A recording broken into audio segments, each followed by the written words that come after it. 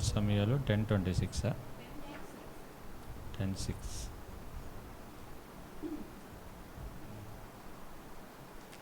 మంచిది. గత వారం చెప్పిన మాటలు ఏమైనా గుర్తున్నాయా మీకు?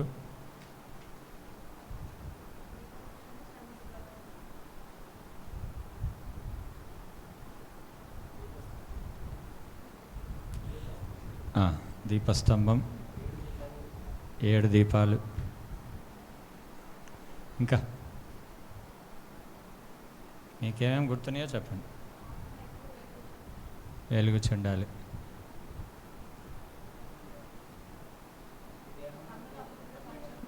దేహమును,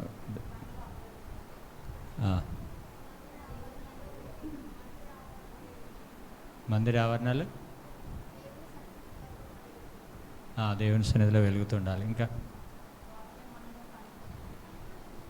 7 ఎవరు చెప్తారు?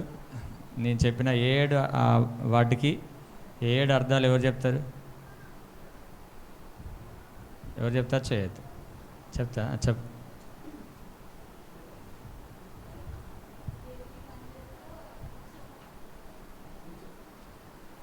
సరే చెప్పు మైకి.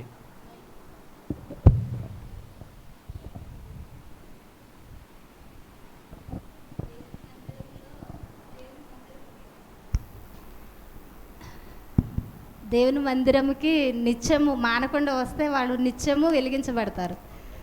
మందిరంలో మొదటిది దేవుని ఆలయంలో, మందిరంలో నిత్యము మానకుండా వచ్చేటోళ్ళు నిత్యము వెలిగించబడతారు. రెండోది కన్ను,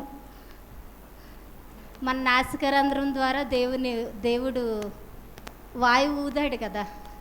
రెండో దీపము జీవవాయువుని ఊదాడు కాబట్టి మన ఆత్మను కూడా కాపాడుకోవాలి, ఆత్మ దీపాన్ని వెలిగించుకోవాలి. మూడవది దేహమును కన్ను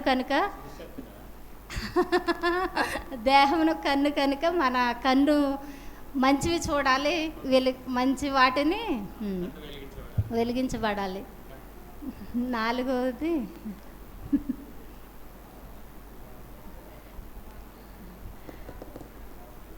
వాక్యము.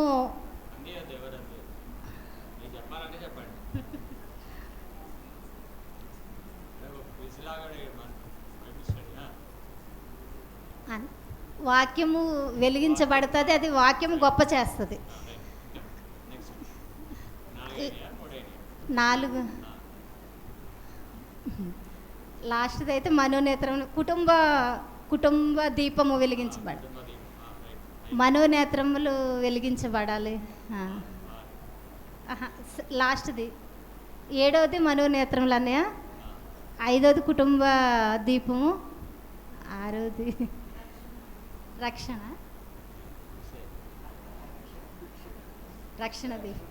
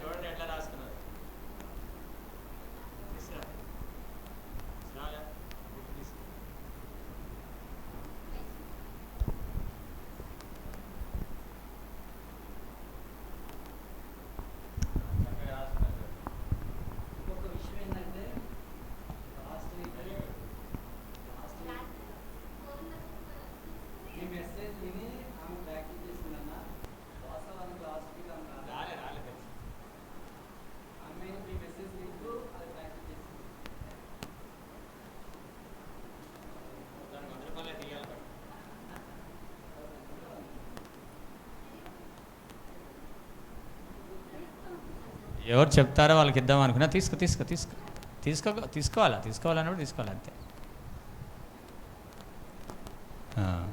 సడన్గా అప్పుడప్పుడు బెతెస్తే కొనేడు కదిలినట్టుగా ఇట్లా వస్తాయి ఆఫర్స్, మీరు చక్కగా నేర్చుకొని రండి. మంచి దేవునికి మహిమ కలుగును గాక. హల్లెలూయా. మంచిది. దేవుడు ఒక విధమైన మార్గంలో, ఒక విధమైన ఆలోచనలు, దేవుడు నాకు ఇచ్చిన వాటిని, దేవుడు నాకు ఇచ్చిందంటే అది నాకు ఇచ్చినట్టు కాదు, అది సంఘానికి దేవుడు మాట్లాడుతున్నాడు. సంఘముతో దేవుడు మాట్లాడడానికి దేవుడు నాకు ఆలోచన ఇస్తున్నాడు, అది మీరు గమనించాలి. హల్లెలూయా, హల్లెలూయా. వర్తమానాలు వినిపోవడానికి అది, కానీ మనం వచ్చేది దేవుడు మనతో ఏం మాట్లాడుతున్నాడు, దాని ద్వారా మనం ఏం పొందుకుంటున్నాం, ఏం కాపాడుకుంటున్నాం అనే దాన్ని మీరు ఎదిగే విషయంలో చాలా చక్కగా ఉండాలి. కొంతమంది ఎక్స్పెక్ట్ చేయలే కదా ఇలా 100 రూపాయలు ఇస్తాని, పాపం రానోళ్ళు కొట్టేసారు. చూడండి, ఇదంతా విచిత్రం. ఇది వచ్చిన వాళ్ళు కదా ప్రైజ్ పొందాల్సింది, రానోళ్ళు ప్రైజ్ పొంది. ఇది విచిత్రంగా ఉంది. ఇది మంచిది, దేవునికి మహిమ కలుగును గాక. హల్లెలూయా. మంచిది. ఈరోజు మళ్ళీ అదే వాక్యం చదువుకుందాం. పార్ట్ 2, దీపవృక్షం పార్ట్ 2, నిర్గమకాండం 25:31 వచనం.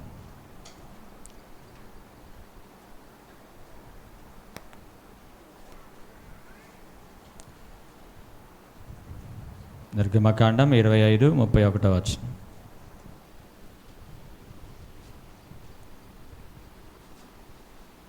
సరే. మరియు నీవు మేలిమి బంగారుతో దీపవృక్షమును చేయవలను, నకిషి పనిగా ఈ దీపవృక్షము చేయవలను, దాని ప్రగాండమును దాని శాఖలను నకిషి పనిగా చేయవలను, దాని కలశములు దాని మొగ్గలు దాని పువ్వులు దానితో ఏకాండమై ఉండవలను. చాలు, దేవునికి స్తోత్రం. హల్లెలూయా, హల్లెలూయా. సో వాటికి కలశములు, దాని మొగ్గలు, దాని పువ్వులు దానికి ఏకాండమై ఉండవలెను అని చెప్పాను. సో ఇందులో ఇంకొక అర్థం నేను చెప్పేది ఏంటంటే, దీపవృక్షం, ఇందులో ఇంకొకటి దేవుడు నాకు చక్కటి ఆలోచన ఇచ్చాడు. మధ్యలో ఉన్నది దేవుని ఆత్మకు, దేవునికి లేదా మందిరానికి, సంఘానికి అని చెప్పాను కదా. అయితే అందులో వన్ సైడ్ 3, ఇంకొక సైడ్ 3 ఉంటాయిగా. ఇట్లా 3 అసలేదు, అది 3 ఉన్నాయి కదా. సో ఒక 3 ఏమో శరీరానికి దీపం, అది శరీర సంబంధమైన దీపాలు అవి. ఇంకొక 3 ఏమో ఆత్మ సంబంధమైన దీపాలు. మీరు చెక్ చేసుకోవచ్చు. అందులో శరీర సంబంధమైన దీపాలు ఏంటంటే, నరుని ఆత్మ యెహోవా పెట్టిన దీపం, కన్ను దేహానికి దీపం, నా దీపం వెలిగించేవాడు కుటుంబ జీవితం వెలిగించబడం. ఈ 3 మన శరీర సంబంధానికి సూచన. ఇంకొక 3 ఉన్నాయిగా, ఏంటది? వాక్యము, రక్షణ, మనోనేత్రాలు. అర్థమైందా? ఇక్కడ 3 ఉన్నాయి కదా, 1 2 3. సో ఈ 3 దీపాలు శరీర సంబంధమైన వాటికి వెలుగు సూచన, ఈ 3 ఏమో ఆత్మ సంబంధమైన వాటికి వెలుగు సూచన. సో ఈ 6 కూడా వెలుగుతూనే ఉండాలి. మధ్యలో దేవుని ఆత్మ మనలో ఉండి కూడా వెలుగుతూనే ఉండాలి. దేవునికి స్తోత్రం. హల్లెలూయా, హల్లెలూయా. సో ఈరోజు ఇంకొక ప్రాముఖ్యమైన విషయాన్ని నేను మీకు వివరిస్తాను. సో 3 దేనికి సాదృశ్యం అని చెప్పిన గుర్తుందా మీకు? 3 మొగ్గలు, 3 కలశములు, 3 పువ్వులు. మర్చిపోయిరా?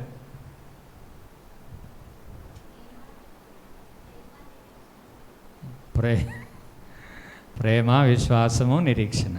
ఈ 3 నిలుచును కదా. ఆ 3టికి 3 సాదృశ్యం. మధ్యలో 4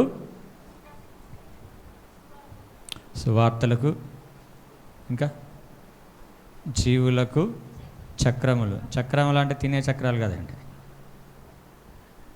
తినే చక్రాలు కాదు. బైబిల్లో చక్రాలు అని ఉంటాయి. దానియేలు గ్రంథం, యెహెజ్కేలు గ్రంథం, ప్రకటన గ్రంథంలో చక్రములు ఒకదానికొకటి కలిసి అవి ప్రయాణం చేస్తున్నట్లుగా ఉంటాయి.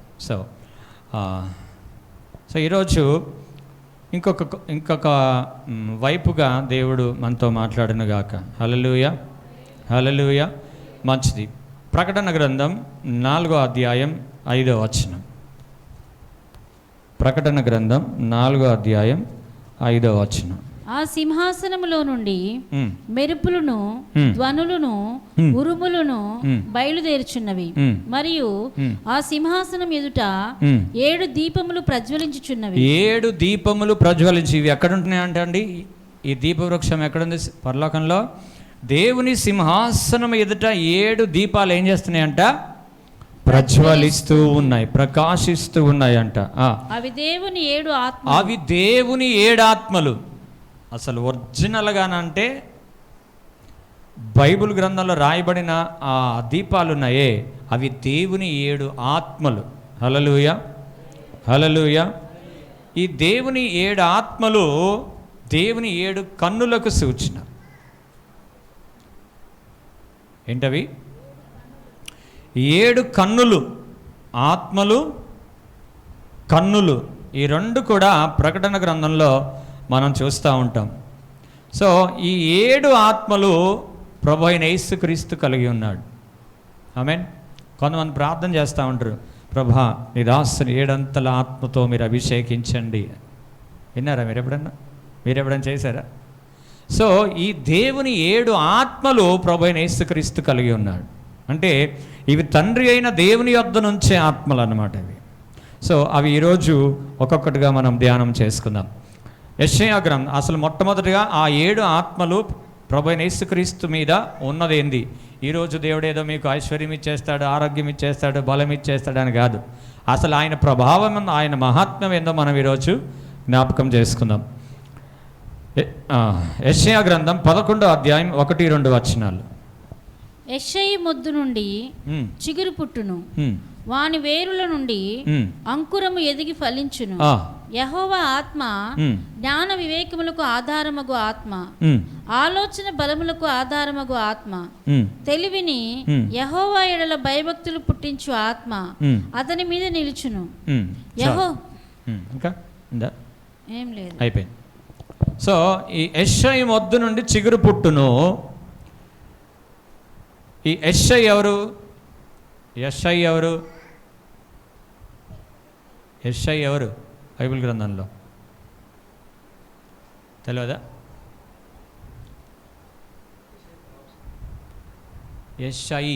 యెషయా కాదు, యెషయి. మళ్ళొకసారి చదవండి అక్కడ మాట. పురుషులు చదువు.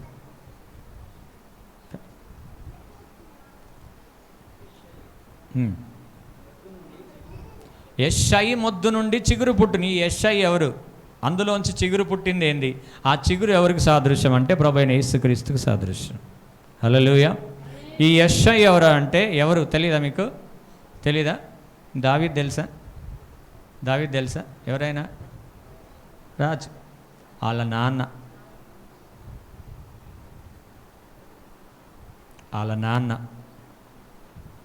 ఇది దాదాపుగా క్రైస్తవులు ఉన్న వాళ్ళందరికీ తెలవాలి ఇది. యెషయి కుమారుడు దావీదు. అవునా కదా? సమూయేలు పోయి యెషయి దగ్గరికి వెళ్ళడా? 7 మందిని చూసి చివరి వాడిని ఎన్నుకోడా? అవునా కదా? ఇప్పుడు గుర్తొస్తుందా? యెషయి కుమారుడే దావీదు. సో ఆ యెషయి మొద్దు నుంచి చిగురు పుట్టిందంటే ప్రభు అయిన యేసుక్రీస్తు ఆయనలో నుంచి మొలిచాడు, ఫలించాడు, ఎదిగాడు. సో అతనికి అనుగ్రహించబడే ఆత్మ ఏంటంటే యెహోవా ఆత్మ, జ్ఞాన వివేకములకు ఆధారమగు ఆత్మ, ఇంకా ఆలోచన బలమునకు ఆధారమగు ఆత్మ, తెలివిని యెహోవా ఎడల భయభక్తులు పుట్టించు ఆత్మ అతని మీద ఉంచి ఉన్నాడు.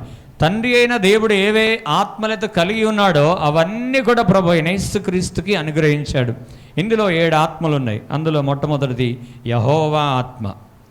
టిక్ పెట్టుకున్నట్లు మొట్టమొదటి ఆత్మ ఏంటంటే యెహోవా ఆత్మ, రైట్. రెండవది జ్ఞానాత్మ. అక్కడ జ్ఞాన వివేచనలు ఉన్నది కదా, అది కట్ చేయాలి కొద్దిగా. జ్ఞానాత్మ. రెండవది వివేచనాత్మ.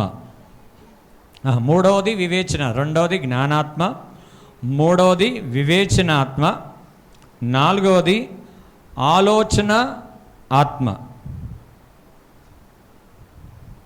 ఐదవది బలమునకు ఆత్మ, బలము గల ఆత్మ, ఆరవది తెలివికి,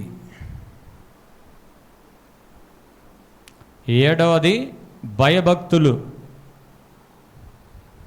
సో ఇవన్నీ కూడా, ఈ ఆత్మలన్నీ కూడా ప్రభు అయిన యేసుక్రీస్తు మీద తండ్రి అయిన దేవుడు ఉంచాడు. సో మనం ముందుకు వెళ్దాం. ఈరోజు 3 నేర్చుకుందాం. ఒకటి యెహోవా ఆత్మ, రెండవది జ్ఞానాత్మ, మూడవది వివేచనాత్మ. మిగతా 4 వచ్చే వారం చూద్దాం. యెహోవా ఆత్మ దగ్గరికి వెళ్దాం. ఇప్పుడు చదివిన కదా, ఇందాక చదివిన ఏందది? చదువు. 1 సమూయేలు గ్రంథం 10:6.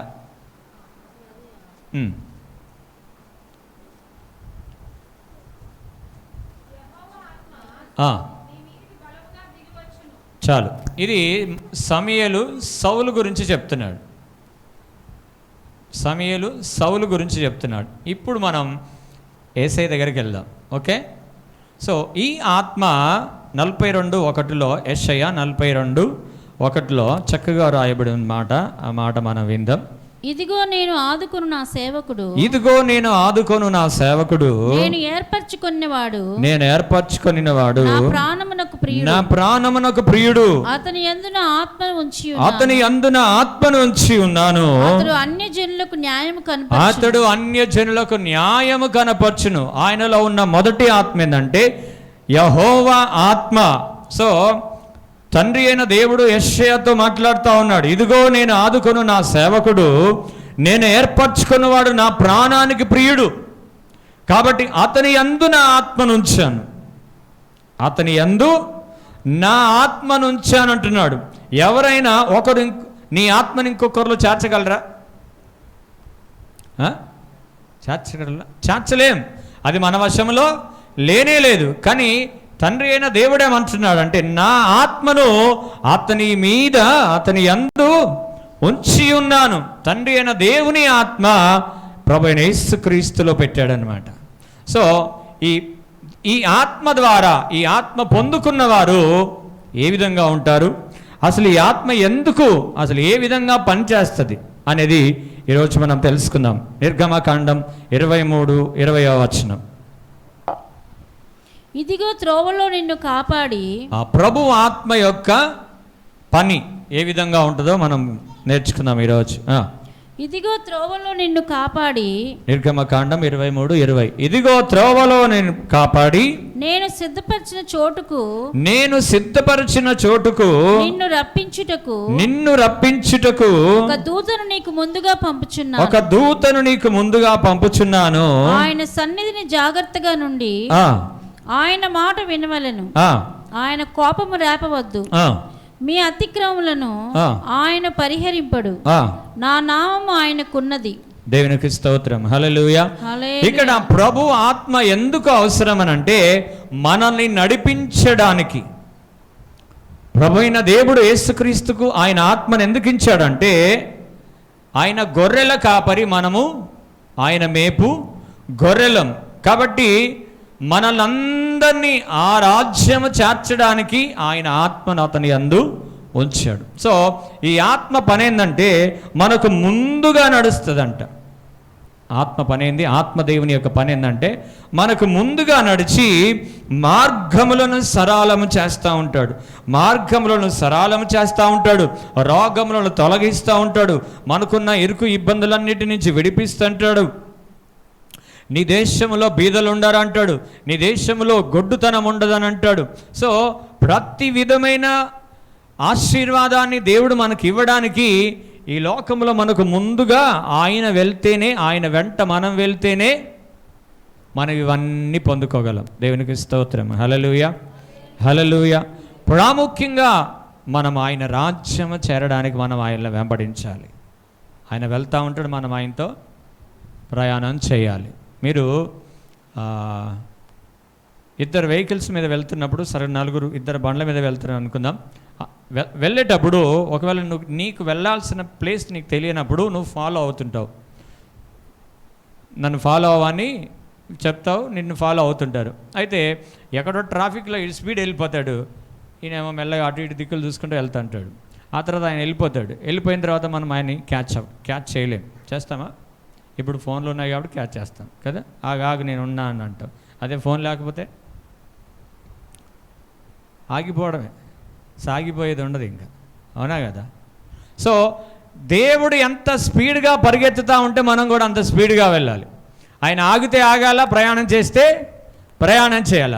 మేఘము దిగితే ఆగాల, మేఘం సాగితే మనం సాగాల. అందుకే ప్రభువైన దేవుని ఆత్మను ప్రభువైన యేసుక్రీస్తులో ఉంచాడు. కాబట్టి ఆయనను మనం ఫాలో అవుదాం, ఆగిపోక ముందుకే కొనసాగాలి. పాటలు అయితే పాడతాం కదా మనం, కదా, డ్రమ్ములు పడ్డా పడ్డా పాడేటట్టు కదా, ఏమని పాడతాం? సాగిపోదును ఆగిపోను నేను. పాడతారా పాట? ఇది పాడండి సుధా. సాగిపోదును ఆగిపోను నేను, విశ్వాసములోనే, పాడరు, ప్రార్థనలో నేను, విశ్వాసములో నేను.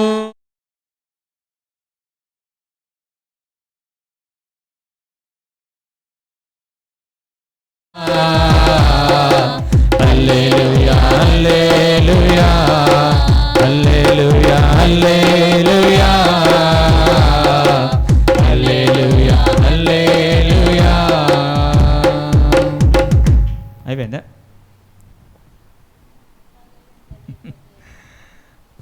అదే ఇంకా ఉంటుంది, చాలా ఉంటుంది. పగలండదయ, ఏదైనా సరే సాగిపోవాలి కానీ ఆగిపోకూడదు. మీరు పాడే విధానం చూస్తుంటే నాకే ఆగిపోవాలనిపిస్తా ఉంది.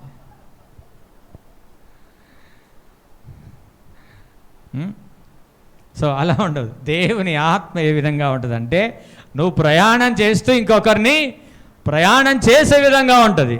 దేవునికి స్తోత్రం, హల్లెలూయా. సో ఈ ఆత్మను ప్రభువైన యేసుక్రీస్తు యందు దేవుడు ఉంచాడు. ఒకటి మనల్ని నడిపించడానికి, రెండవది ఆత్మను ప్రభు మీద అంటే యేసుక్రీస్తు మీద ఎందుకు ఉంచాడు అంటే, లూకాసు వార్త 4:18 లూకాసు వార్త 4:18. ప్రభు ఆత్మ నా మీద ఉన్నది, బీదలకు సువార్త ప్రకటించుటకై ఆయన నన్ను అభిషేకించెను. తండ్రి అయిన దేవుడు ఎందుకు ప్రభువైన యేసుక్రీస్తును అభిషేకించాడు? ఆయన ఆత్మను ఆయన ఎందుకు ఉంచాడంటే, బీదలకు సువార్త ప్రకటించడానికి. ఎందుకు ఉంచాడు ఆయన? బీదలకు సువార్త ప్రకటించడు. అందుకే ఆయన సువార్త మనకు అందింది. ఈరోజు మనం రక్షణ పొందామంటే ఆ ఆత్మనే కారణం. ఆత్మ ద్వారా సువార్త అందించబడింది మనకి.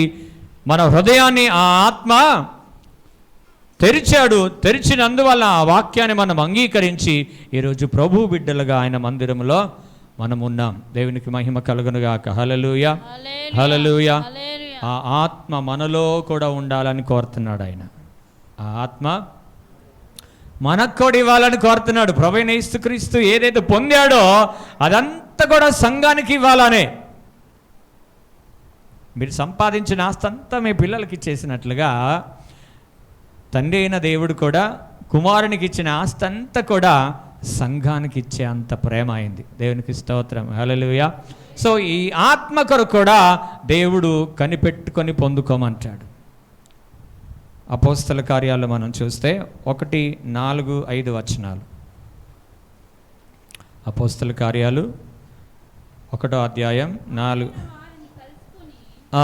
ఇలాగూ ఆజ్ఞాపించెను, మీరు యెరూషలేము నుండి వెళ్ళక నా వలన వినిన తండ్రి యొక్క వాగ్దానం కొరకు కనిపెట్టుడి. నా వలన వినిన తండ్రి యొక్క వాగ్దానం ఇది. సో దీని కొరకు కనిపెట్టాలా. ప్రభు ఆత్మ ఊరికనే మన మీద కుమ్మరించబడదు. మనం కనిపెట్టి పొందుకోవాలా.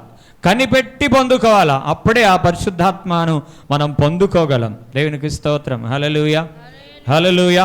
సో ఫిలిప్ అడుగుతాడు, ఆశ కలిగి అడుగుతాడు. ఫిలిప్పు యేసుప్రభు ఏమంటాడు? నా తండ్రి చెప్పినవి, నా తండ్రి చేసిన క్రియలే నేను చేస్తున్నాను, నా తండ్రి అంటూ ఉంటాడు. అయితే ఫిలిప్ అంటాడు, ఆయనకు ఆశ, బోధకుడా, ప్రభువా, ప్రతిసారి తండ్రి అని ఒకసారి చూపెట్టచ్చు కూడా. పాపం నిన్ను చూసినట్టుగా ఆయన కూడా మేము ముఖ దర్శనం చేసుకుంటాం. ఏం చేసుకుంటాం కదా? పాట పాడతారు కదా. ముఖ దర్శనం చాలయా నాకు, నీ ముఖ దర్శనం చాలయా, సమీపించని తేజస్సులో నివసించు నా దైవమా, సమీపించని తేజస్సులో నివసించు నా దైవమా, నీ ముఖ దర్శనం చాలయ్యా. ఫిలిప్ అడుగుతున్నాడు ప్రభుని, అయ్యా ఒక్కసారి తండ్రిని కనపరచు నాయన, ఆయన ముఖ దర్శనం మేము చేసుకుంటామయ్యా. అప్పుడు అన్నాడు యేసు ప్రభు, ఏమన్నాడు? అయ్యో ఇంతకాలము నువ్వు నాతో ఉన్నాడు, ఇంకా తండ్రిని చూడలేదా నువ్వు అంటే, చూడలేదయ్యా. చూడలేదయ్యా. నన్ను చూస్తున్నావా ఫిలిప్పు? చూస్తున్నానయ్యా. ఎన్ని సంవత్సరాల నుంచి చూస్తున్నావు? 3 సంవత్సరాలు అయిందయ్యా, చూస్తూనే ఉన్నాను. మరి ఇంతవరకు మళ్ళీ ఆయన చూడలేదంటావేంది? చూడలేదయ్యా అన్నాడు. అప్పుడు యేసుప్రభు ఏమన్నాడు? చదవండి ఆ మాట. యోహాను సువార్త 14:8. అప్పుడు ఫిలిప్పు, ప్రభువా తండ్రిని మాకు కనపరచుము, మాకంతే చాలునని ఆయనతో చెప్పగా, యేసు, ఫిలిప్పు, నేను ఇంతకాలం మీ యొద్ద ఉండినను నీవు నన్ను ఎరుగవా? నన్ను చూచిన వాడు తండ్రిని చూచి ఉన్నాడు గనుక, నన్ను చూచిన వాడు నా తండ్రిని చూచి ఉన్నాడు గనుక తండ్రిని మాకు కనపరచుమని ఎలా చెప్పుచున్నావు? ఇక్కడ మీరు కాస్త బ్రాడ్ మైండ్ తోటి మీరు ఆలోచన చేయాలి. ప్రభు అయిన యేసుక్రీస్తు ఏమన్నాడు? నన్ను చూసిన వాడు నా తండ్రిని చూసినట్లే. చప్పట్లు కొట్టండి ఒకసారి గట్టిగా.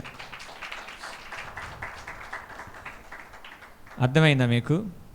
తండ్రి ఎలా ఉన్నాడనంటే ప్రభు అయిన యేసుక్రీస్తు ఎలా ఉన్నాడో తండ్రి అయిన దేవుడు కూడా అలాగే ఉన్నాడు. ఇప్పుడు కొట్టండి చప్పట్లు. ఇప్పుడు అర్థమైంది కదా? అయ్యా నేను ఎలా ఉంటానో నా తండ్రి కూడా అలాగే ఉంటాడు. కొంతమంది పోలికలు వస్తాయి, మొత్తం మీ అబ్బలాగానే ఉన్నావురా అంటారు. మీ అబ్బ పోలికనే నీది మొత్తం అంటారు కదా. సో కొద్ది మార్పులు మనిషిలో కనబడతాయి, కానీ తండ్రి కుమారులో ఏ మార్పు లేదు. ఆయన ఎగ్జాక్ట్గా ఎలా ఉన్నాడో తండ్రి అయిన దేవుడికి ఎగ్జాక్ట్గా అలాగే ఉన్నాడు. హల్లెలూయా, హల్లెలూయా. అంటే తండ్రి ఆత్మ దేవునిలో ప్రభు అయిన యేసుక్రీస్తులో ఉన్న విధానాన్ని ఎలాగూ కనపరిచాడంటే పూర్తిగా నాలాగానే ఆయన ఉంటాడని కనపరిచాడు. దేవునికి స్తోత్రం. హల్లెలూయా, హల్లెలూయా. ఇంకో శుభవార్త ఏంటంటే, తండ్రి ప్రభు అయిన యేసుక్రీస్తుని ఎలాగూ ఆయన ఆత్మను ఉంచాడో అదేవిధంగా తాను ఏర్పరచుకొనిన తన ప్రజల మీద కూడా ఆయన ఆత్మను ఉంచాలని కోరుతా ఉన్నాడు. హల్లెలూయా, హల్లెలూయా. అందుకే కనిపెట్టండి అంటున్నాడు. కనిపెట్టండి, ప్రార్థన చేయండి, స్తుతించండి, ప్రభు ఆత్మను అడగండి. ఎందరూ ఆయన ఆత్మను అడుగుదరో నిశ్చయముగా ఆయన తన ఆత్మను కుమ్మరించే దేవుడు. ఆయన నింపబడాలి. ఎందాక మన చింత యావత్ ఏంటంటే, నా దగ్గరికి ఇప్పుడు నేను 10 సంవత్సరాలు సేవ చేయబట్టి నా దగ్గరికి చాలామంది ఏమని ప్రార్థన చేయమంటారంటే, అయ్యా మాకు అప్పులు ఉన్నాయి ప్రార్థన చేయండి, అయ్యా మాకు కప్పులు ఉన్నాయి ప్రార్థన చేయండి, అయ్యా మాకు పనులు లేవు అయ్యా ప్రార్థన చేయండి, అయ్యా మాకు రోగాలు ఉన్నాయి అయ్యా ప్రార్థన చేయండి. మంచిదే, చేస్తాం అంటని కాదు. ఎప్పుడైనా ప్రభు ఆత్మను పొందాలయ్యా నేను, నా కొరకు ప్రార్థన చేయండి అని అడిగారా? అంత్య దినముల యందు నా ఆత్మను మనుషులందరి మీద కుమ్మరిస్తానన్నాడు దేవుడు. ఇప్పుడు అంత్య దినాలలో అపాయకరమైన దినములు వచ్చింది కాబట్టి అంత్య దినంలో ప్రభు అయిన దేవుని ఆత్మ మనకు అవసరం. దేవుని ఆత్మ మనకు చాలా ప్రాముఖ్యం. మన చింత యావత్తు ఏమి తిందుమా, ఏమి త్రాగుదమా, ఏమి ధరించుకుందుమా, అవి దేవుడు ఆటోమేటిక్గా తన ప్రజలకు ఇస్తాడు. వీటి విషయమై అన్యజనులు విచారిస్తారు. మీరేం విచారించాలంటే ప్రభు ఆత్మను పొందే విషయంలో విచారణ కలిగి ఉండాలి. ఆయన ఆత్మ పొందే విషయంలో మీరు ప్రయాసపడాలి. ఆయన ఆత్మ పొందే విషయంలో కనిపెట్టాలి. ప్రభా ఇదిగో నీ ఆత్మ చేత నన్ను నింపు ప్రభా, నీ పోలికలోనికి నేను మార్చబడాలి. హల్లెలూయా. తండ్రి అయిన దేవుని ఆత్మ యేసుక్రీస్తులోనికి వచ్చిన తర్వాత ఇద్దరు ఒకే పోలికలో ఎలాగున్నారో ఆ ఆత్మ మన మీదకి వచ్చినప్పుడు కూడా మనము కూడా ఆయన పోలికలోనే మనం మార్చబడాలి. అందుకే దేవుని ఆత్మ మనకు కావాలి. హల్లెలూయా, హల్లెలూయా. మిమ్మల్ని చూసినప్పుడే వీళ్ళు కిరస్థాన పోలు రాయలు జోలికి పోవద్దు అనాలా, వీళ్ళు క్రైస్తవులు వీళ్ళు బాగుంటారు అనాలా, వీళ్ళ పొద్దున చర్చపోతారని మళ్ళీ మధ్యాహ్నం వచ్చి సినిమాలు చూస్తూనే ఉంటారు అట్లనద్దు. ఆయన పోలికలోనికి నువ్వు మార్చబడాలంటే పరిశుద్ధాత్మ దేవుడు ఒక్కడే నిన్ను ఆయన పోలికలోనికి మార్చగలడు. కాబట్టి ఆయన అభిషేకం పొందడానికి మనం ఏం చేయాలి? ప్రభు సన్నిధిలో మనం అడగాలి. అడిగితే ఆయన అనుగ్రహించే దేవుడు. దేవునికి స్తోత్రం. హల్లెలూయా. చదవండి ఆ మాట. అపోస్తల కార్యాలు 2:17 అనుకుంటా. చదవండి. అంత్యదినములయందు మనుషులందరి మీద ఆత్మను కుమ్మరించెదను. అది కావాలా మనకి? ఇంకా ఉద్యోగం కావాలా, ఇంకా ఆశలు కావాలా, ఇది కావాలా, అది కావాలని అడిగే బదులు ఆత్మను మీరు పొందగలిగితే, ఆ ఆత్మ బలమును మీరు అడిగితే, ఆ ఆత్మనే సమస్తమైన కార్యాలు జరిగించే దేవుడు. హల్లెలూయా. విచిత్రం ఏం తెలుసంటే, కార్యాలు చేసే దేవుని మనం అడగం కానీ మిగతా అడుగుతూ ఉంటాం. ఆయన మనలోకి వచ్చాడు అనుకోండి, నువ్వు అడగని అవసరంలా, నువ్వు అడగని అవసరమే లేదు అసలు. అన్నీ ఆయనే సమకూర్చుకుంటాడు. హల్లెలూయా. హల్లెలూయా. నీ పిల్లలకి ఏం కావాలనో వాళ్ళు అడగని అవసరంలా, నీ పిల్లలకి ఏం కావాలనో నువ్వే ఇచ్చేస్తావు. అదేవిధంగా ఆయన నువ్వు పొందుకుంటే ఆయన నీలోనే ఉంటాడు. కాబట్టి నువ్వు అడగాల్సిన అవసరం లేదు, ఆయనే ఇచ్చేస్తాడు. నువ్వు అడగాల్సింది ఏంటంటే ఆయన ఆత్మ అభిషేకము కావాలయ్యా అని నువ్వు అడగాలి. మనుషులందరికీ ఇస్తాడు. అందరంటే లోకంలో ఉన్న వాళ్ళందరని కాదు. అక్కడే చదవండి 2:39 38-39.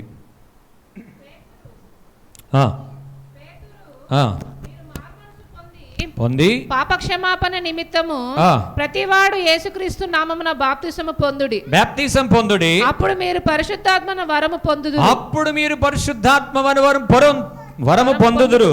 ఈ వాగ్దానము మీకును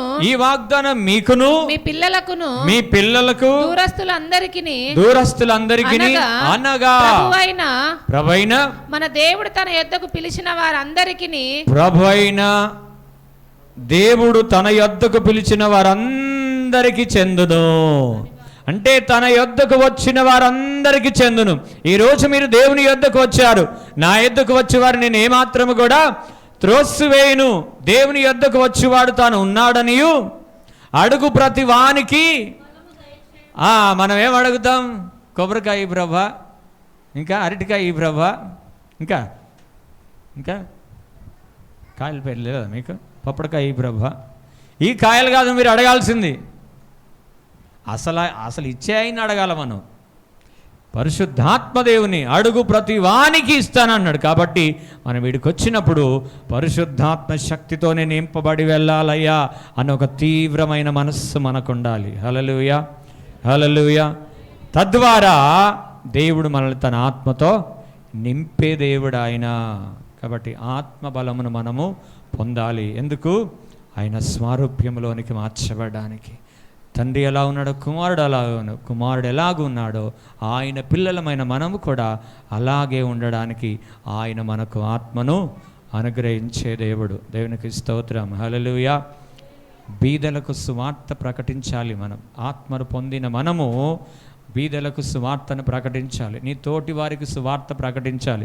ఒక్కరికైనా నువ్వు సువార్త ప్రకటించలేదంటే దేవుని ఆత్మ నీలో లేదని అర్థం.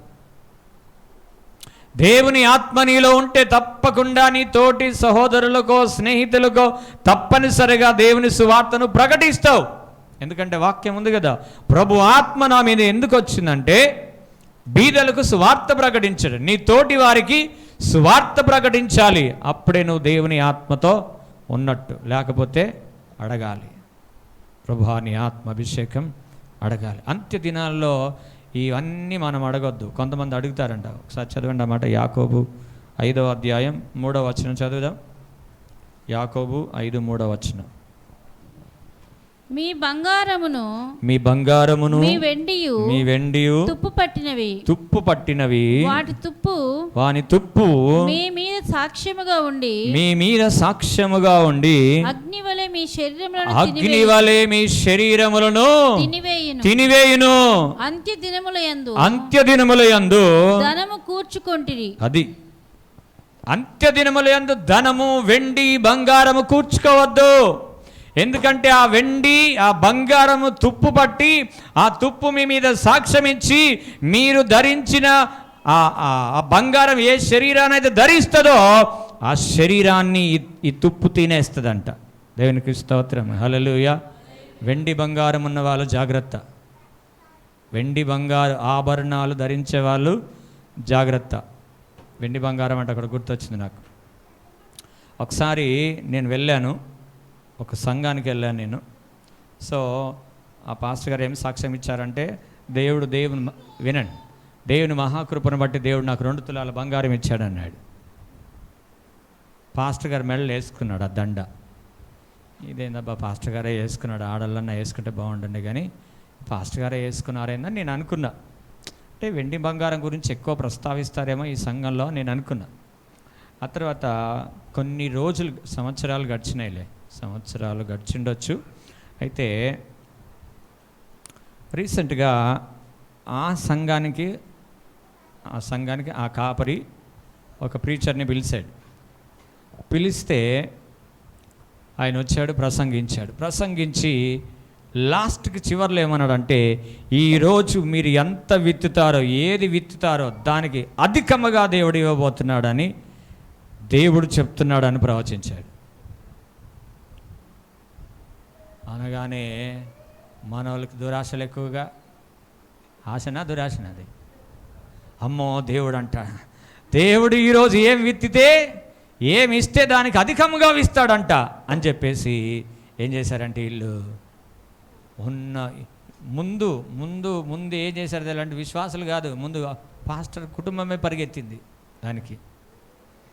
పరిగెత్తి పైన ఆరాధన నడుస్తుంటే కింద ఇంట్లోకి వచ్చి 3 తులాల బంగారం వేసేసారంట అందులో.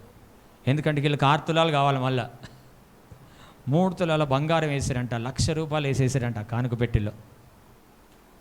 ఆ తర్వాత సంఘస్థులు కూడా అది ఇదన్నీ సమకూర్చారు. 4-5 లక్షలు ఆ రోజు. మహా అంటే తిప్పికొడితే 50 మంది ఉంటారండి. 50 మందిలో 4-5 లక్షలు ఎట్లా జమ అయినాయి? ఈరోజు విత్తితే దేవుడు నీకు అధికముగా, ఏది విత్తితే అది అధికముగా వస్తుందని దేవుడు చెప్తున్నాడు అనగానే సంఘం అంతా విత్తేసిందండి. సరే విత్తింది, సంఘ కాపరి తీసుకోవాలిగా. విత్తిన తర్వాత ఎవరు తీసుకోవాలా? ఇలా కానుక పెట్టలేసిన తర్వాత ఎవరు తీసుకోవాలా? ఆయన అన్నాడు, దేవుడు ఈ కానుక నాకు ఇమ్మంటున్నాడు అని చెప్పాడండి. దేవుడు ఈ కానుక నాకు ఇచ్చేయమంటున్నాడు అని చెప్పిండంట. చెప్తే వాళ్ళ భార్య అట్లా చూసి, అయ్యా దేవుడు చెప్తున్నాడు ఇచ్చేసేయండి అన్నదంట భార్య. పాస్టర్ గారు మొత్తం మూట కట్టిచ్చేసిందంట. తర్వాత పాస్టర్ గారు తల బాదుకున్నాడంట, ఏంద్రా మీరు చేసిన పిచ్చి పని ఇది అంటే. ఈయన బంగారం గురించి సాక్ష్యం ఇచ్చిండు ఒకరోజు, కానీ బంగారం ఈరోజు ఏమైపోయింది? ఎగిరిపోయింది. సో ఇందులో 2 తప్పులు ఉన్నాయి. ఈయన బంగారం మీద దృష్టి పెట్టాడు, ఈయన చెప్పడం కూడా మోసపు మాటలే చెప్పాడు. చెప్పడం కూడా ఈరోజు మీరు బంపర్ ఆఫర్ ఇదేమన్నా ఈరోజు లాస్ట్ డేటా అండి? ఇదేమన్నా దేవుని ఆశీర్వాదానికి ఇదే లాస్ట్ డేటా అంటే రేపు ఇస్తే ఇయ్యడా దేవుడు? ఈరోజు ఇస్తేనే ఇస్తాడా? ఇప్పుడు ఇస్తేనే ఇస్తాడా? సో ఇలాంటి మోసపూరితమైన బోధల్లో ఎవ్వరికి చిక్కుపడొద్దు. అందుకే మనం పరిశుద్ధ ఆత్మ మనకు కావాలి. హల్లెలూయా. సో వీటి విషయంలో కూడా మోసపోయే వాళ్ళు చాలామంది ఉన్నారు. కాబట్టి ఇంకోటి నేను చెప్తాను, నేను ఎవరిని ఇక్కడికి స్పీకర్గా పిలిచినా మీరు వాళ్ళకి ₹1 ఇవ్వద్దు. నేను ఇక్కడ ఎవరిని స్పీకర్ని పిలిచినా మీరు వారికి ₹1 ఇవ్వద్దు. పాస్టర్ గారు వాళ్ళు మా ఇంటికి పిలవండి కూడా మమ్మల్ని అడగొద్దు. మేము మా సంఘానికి వెళ్ళేటోళ్ళం, వెళ్ళిన తర్వాత పాస్టర్ గారు సేవకులను పిలిపిస్తారు, ఆయన వాక్యం వింటాం, వచ్చేస్తాం. మళ్ళీ పాస్టర్ గారి దగ్గర పోయి మా దగ్గర పోయి, అయ్యా భలే సూపర్గా చెప్పాడు అయ్యా, మా ఇంటికి తీసుకురండి, గత ప్రార్థన చేయించుకున్నా మా ఇంట్లో. సంఘ కాపరి చేస్తే దేవుడు వినడా? ఆయన చేస్తేనే వింటాడా? సో ఇలాంటి ద్వారా విశ్వాసులు మోసపోతారు. సో ఇలాంటి విషయాలు ఎప్పుడూ చేయకూడదు. దేవునికి స్తోత్రం. హల్లెలూయా. మీరు అలా అన్నారనుకో, నాకు ఎవరిని పిలవడానికి మనసు అనిపించదు, ఇంకా. సో ఎవరైనా సేవకులు మన దగ్గరకు వచ్చినప్పుడు అక్కడి నుంచి దేవుడైతే తన వాక్యంతో మాట్లాడతాడో దాని ద్వారానే దేవుడు మిమ్మల్ని దీవిస్తాడు, అంతే. ఆ తర్వాత మేము ఏదైనా ఇచ్చేది ఉంటే వాళ్ళకి మేము మా మర్యాదలు మేము చేసి వారికి కానుకిచ్చి పంపిస్తాం, అంత తప్ప ఎవ్వరు కూడా మోసపోయి ఒక్క రూపాయి ఎవ్వరికి చెయ్యొద్దు. దేవునికి స్తోత్రం, హల్లెలూయా. ఇక మీదట నేనైనా సరే ఇదే లాస్ట్ డేట్ ఈరోజు మీరు చెయ్యాలా అని అంటే కూడా మీరు చేయొద్దు. నేను మీకు కూడా చెప్తున్నా మళ్ళా, ఎందుకంటే ఇది దురాత్మిది. కొంతమందికి ఒక్కొక్కసారి పని చేస్తూ ఉంటాయి. ఒకసారి నేను జనవరి ఫస్ట్ రోజు ఈ బంపర్ ఆఫర్ జనవరి 1 కూడా బాగా వస్తాయి, మీరు గమనించవచ్చండి. కొన్ని మీరు యూట్యూబ్లో కూడా చూసిండొచ్చు, కొన్నిసార్లు పనిచేస్తాయి. ఈ జనవరి 1 ఈరోజు జనవరి 1 కాబట్టి ఈరోజు శ్రేష్టమైనది మీరు ఏదైతే విత్తుతారో ఈ సంవత్సరం అంతా దేవుడు నీకు ఇస్తాడనగానే జనాలు గొర్రెలు బలిస్తారండి. నేనైతే ఎప్పుడు చెప్పలే. కాకపోతే మీరు సంవత్సరం అంతా కాపాడినందుకు దేవుడు మీకు ఏమైనా కృతజ్ఞత ఇవ్వమని చెప్తాను, కానీ ఈరోజు ఇస్తేనే మీరు బంపర్ ఆఫర్ ఈ సంవత్సరం అంతా వచ్చిందని నేను ఎప్పుడు చెప్పలేను. ఆయన ఈ మోసపు మాటలు మనకు వద్దు. దేవునికి స్తోత్రం, హల్లెలూయా. ధనము సమకూర్చుకోవద్దు అంత్య దినాలలో. సేవకులు ధనము సమకూర్చుకోవద్దు, ఆత్మలు సంపాదించాలి. విశ్వాసులు కూడా ధనము సమకూర్చుకోవద్దు, పరిశుద్ధాత్మను సంపాదించుకోవాలి. చెప్పాలి కదా ఒకసారి గట్టిగా. ధనమే ఎవరికైనా మోసమే. కాబట్టి వీటి యందు దృష్టి తిప్పి పరిశుద్ధాత్మలోనికి మనం వద్దాం. ఆమేన్. ఓకే, ఇట్లానండి. Okay, thumbs up. సో పరిశుద్ధాత్మను పొందడానికి మనం సిద్ధపడదాం. రెండవది జ్ఞానాత్మ. జ్ఞానాత్మ మంచి స్పిరిట్ ఆఫ్ విజ్డమ్. ఫస్ట్దేమో స్పిరిట్ ఆఫ్ ద లార్డ్, సెకండ్ది స్పిరిట్ ఆఫ్ విజ్డమ్. యాకోబు 3:17 వచనం. యాకోబు 3:17.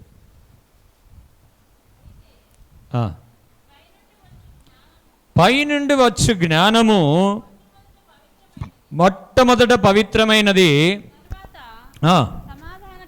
రైట్, మృదువైనది, సులభముగా లోబడినది, కనికరముతోను మంచి ఫలములతోను నిండుకున్నది, పక్షపాతమైనను వేషధారణ అయినను లేనిదినైనది. జ్ఞానములో ఉన్న గుణలక్షణాలు ఇవి.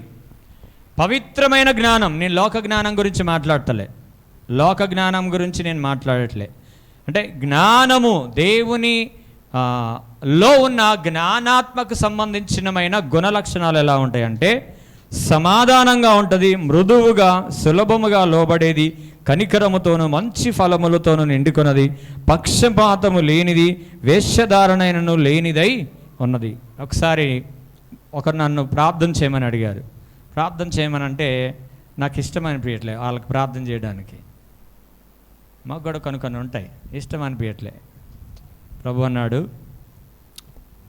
నాకు ఇష్టం అనిపిస్తలేదు. అప్పుడే అన్నాడు ప్రభు ఆత్మలో నాకు ఇచ్చిన ఆలోచన ఏంటంటే పక్షపాతము లేని ప్రార్థన చేయన్నాడు దేవుడు. హల్లెలూయా. చూసారా, ఇప్పుడు మేము సేవకులం. నేను చెప్తున్నాను అంటే మీరు అన్ని గమనించాలని చెప్తున్నాను. అప్పుడు ఇమ్మీడియట్గా పరిశుద్ధాత్మ నేను కలిగి ఉన్నాను కాబట్టి వెంటనే పరిశుద్ధాత్మ దేవుడు మాట్లాడేశాడు. ఏమని? పక్షపాతము లేకుండా ప్రార్థన చేయన్నాడు దేవుడు. నన్ను కూడా హెచ్చరించాడు. నాకు ఇష్టం లేదు ప్రార్థన చేయడం. ఉంటాయా కారణాలు? ఉంటాయా లేదా? మమ్మల్ని బాగా మంచిగా ప్రేమించే వాళ్ళు ఉన్నారనుకో, మంచిగా ప్రార్థన చేస్తాం వాళ్ళకి. మేమంటేనే లెక్క చేయలేదనుకో ఏమనిపిస్తుంది? మాకు అనిపిస్తుంది. అంటే కారణాలు ఉంటాయి కాబట్టి అన్న. కానీ పరిశుద్ధాత్మ దేవుడు పక్షపాతం లేని దేవుడు కాబట్టి నేను పొందిన దేవుని ఆత్మ వెంటనే నాతో మాట్లాడు, పక్షపాతం లేకుండా ప్రార్థన చేయండి. ప్రభా నన్ను క్షమించయ్యా అన్న. వెంటనే నన్ను క్షమించయ్యా అని ప్రార్థన చేసిన వారి గురించి దేవునికి మహిమ కలుగును గాక. హల్లెలూయా, హల్లెలూయా. ఇది ఈ జ్ఞానాత్మ అంటే ఈ గుణలక్షణాలు ఆ విధంగా ఉంటాయి. ఎందుకంటే ఈ జ్ఞానాత్మ దేనికి ఎలా ఉంటుందంటే వర్తమాన భూత భవిష్యత్ కాలంలో అంటే ప్రారంభము నుంచి ఎండింగ్ వరకు కూడా ఏం జరిగిద్ది అని జ్ఞానముతో దేవుడు ముందుగానే రాసిన గ్రంథం ప్రవచనాత్మక పరిశుద్ధ గ్రంథం. ఇందులో జ్ఞానం ఉన్నది. హల్లెలూయా. ఇందులో తప్ప మరి ఎందులో జ్ఞానం లేదు. ఇందులో తప్ప మరి ఎందులో జ్ఞానము లేనే లేదు. ఇది చదివిన వాడు తప్పకుండా జ్ఞానవంతుడు అవుతాడు. హల్లెలూయా, హల్లెలూయా. ప్రకటన 1:8 రాయబడి ఉంటుంది. చదవండి మాట. అల్ఫాయు ఒమేగయు నేనే, ఆ. వర్తమాన భూత భవిష్యత్తు కాలములలో వర్తమాన భూత భవిష్యత్ కాలములలో ఉండువాడను నేనే అని. చాలు. ఆయన వర్తమాన భూత భవిష్యత్ కాలములలో ఉండే దేవుడు ఆయన.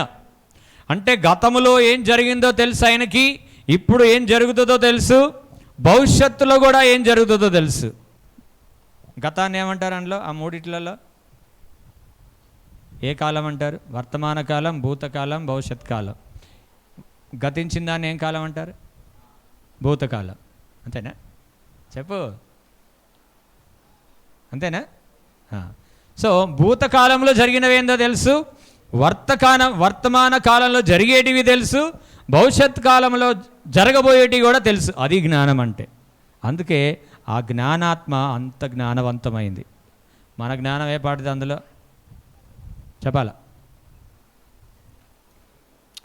ఈ మట్టి బుర్రకు ఎంత ఉంటుంది కదా. సో దేవుడు జ్ఞానం ద్వారా ఏం చేశాడు తెలుసా? ఇర్మియా గ్రంథం 10-12 వచనంలో, ఇర్మియా గ్రంథం 10-12 వచనంలో ఆ జ్ఞానాత్మ ద్వారా దేవుడు ఏం చేశాడో చూద్దాం. ఆయన తన బలము చేత భూమిని సృజించెను, ఆ, తన జ్ఞానము చేత ప్రపంచమును స్థాపించెను. ప్రపంచములను స్థాపించాడండి. ఇది ఎంత గొప్ప జ్ఞానం చూడండి. ఇది ఎంత గొప్ప జ్ఞానం. ఈ జ్ఞానం ఎవరికైనా ఉంటుందా? ఈ జ్ఞానం ఎవరికైనా ఉంటుందా? ఇంత గొప్ప జ్ఞానం మన దేవుంది. హల్లెలూయా. అందుకే ప్రభు అంటే ఎవడైనా జ్ఞానం కొదువుగా ఉండినడేలా నన్ను అడుగు, నేను ఇస్తా, నీకు తగినంత ఇస్తా, నీకు మొత్తం ఏమి ఇయ్య. నీకు మొత్తం ఇచ్చాననుకో సొలొమోన్ లాగా తయారవుతావు. ఎట తయారవుతావు? మొత్తం ఇచ్చేసాను అనుకో సొలొమోన్ లాగా తయారవుతావు. కాబట్టి నీకెంత కావాలనో, ఎప్పుడు ఎలాంటి జ్ఞానం కావాలో నన్ను అడుగు, నేను ఇస్తానంట. ఎందుకంటే ఆయన జ్ఞానాధారమును, జ్ఞానానికి ఆధారము నేనే. ఆయనే జ్ఞానానికి ఆధారం నేనే. కొంతమంది కొద్ది తెలివితేటలుంటే ఆగనే ఆగరండి. నాకు చెప్పినాగా, మూర్ఖుల్లాగా ప్రవర్తిస్తాను. నువ్వేంది నాకు చెప్పేది? నాకంటే ఎక్కువ తెలుసా? బచ్చా, నువ్వు నీకేం తెలుసు? తెలంగాణ భాషలో అంటారు అనమాట. నేను తెలంగాణ కాబట్టి అంటున్నా. సో నువ్వు చిన్నోడివి, నీకేం తెలుసు అని అంటారు. కానీ ప్రభు అయిన యేసుక్రీస్తు ఆయన జ్ఞానానికి ఆధారమే ఆయన కదా. కొంతమంది హేళన చేస్తుంటారు, మతోన్మాదులు హేళన చేస్తూ ఉంటారు. మేకులు దిగి నువ్వు రా, మేకులే తీసుకోలేనోడు మమ్మల్ని ఎలా రక్షిస్తాడు? నీ మట్టి బుర్ర అది. సో జ్ఞానానికి ఆధారమే ఆయన. ప్రపంచములను ఆయన నిర్మించాడు. దేవునికి స్తోత్రం. హల్లెలూయా. ప్లానిటోరియం ఎవరైనా వెళ్ళారా? ప్లానిటోరియం నాంపల్లి దగ్గర ఉంటుంది. అంటే ఆకాశంలో జరిగేటివన్నీ, ఆ నక్షత్రాలు అవన్నీ ఎట్లా తిరుగుతాయి అన్నవన్నీ చూపిస్తారు. నేను చిన్నగా ఉన్నప్పుడు వెళ్ళా. మీకు ఎవరైనా కావాలంటే ఎప్పుడైనా హాలిడే ఉన్నప్పుడు మీకు డబ్బులు ఉంటే కాస్త అట్లా నాంపల్లి దగ్గర ఉంటుంది. అది ఇప్పుడు రన్నింగ్ ఉందో లేదో నాకు తెలియదు మరి అది. సో చక్కగా అక్కడ ఆకాశంలో జరిగే ఆ క్రియలని చక్కగా చూపిస్తూ ఉంటారు. సో అంత సౌందర్యవంతంగా ప్రపంచములను దేవుడు నిర్మించాడు. దేవునికి స్తోత్రం. హల్లెలూయా. మనకు ప్రపంచాలు ఉన్నాయా? ప్రపంచము ఉందా?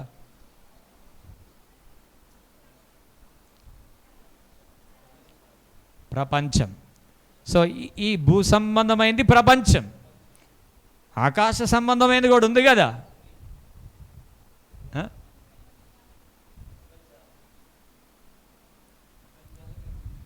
ప్రపంచాలను, ఆకాశం నిర్మాణం, భూమి సమస్తము కూడా దేవుడు ఆయన సృజించాడు. ప్రపంచములు అని ఉందా? ప్రపంచం అని ఉందాడా?